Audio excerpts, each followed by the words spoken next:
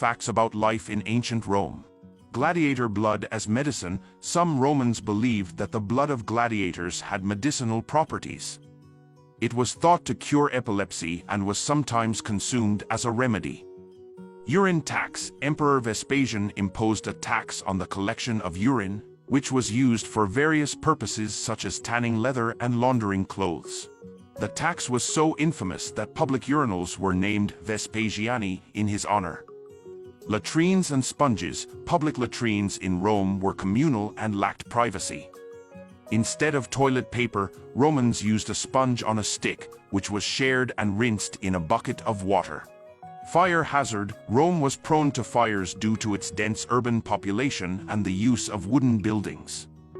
The Great Fire of Rome in AD 64, during Emperor Nero's reign, destroyed much of the city, leading to significant rebuilding efforts. The vomitorium myth. Contrary to popular belief, vomitoriums were not places where Romans went to vomit during feasts. Instead, they were passageways in amphitheaters that allowed large crowds to exit quickly.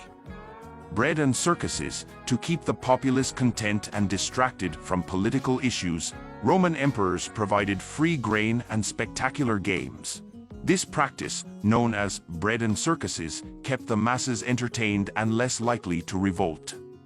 Lead poisoning. The Romans used lead pipes for their plumbing systems, and they also used lead to sweeten wine.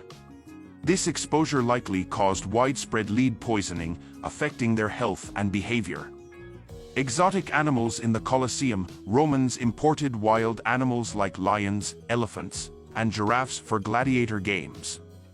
These animals were often pitted against each other or used in public executions.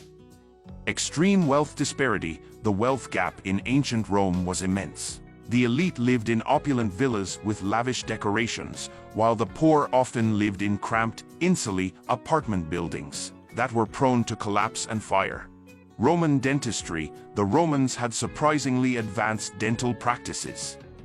They used dental bridges and gold crowns, and some ancient Roman texts even describe rudimentary methods of treating dental issues. Religious syncretism.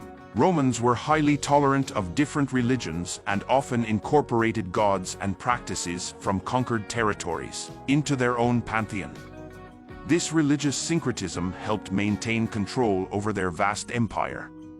Women in the gladiatorial arena. Although rare, there were female gladiators, known as gladiatrices.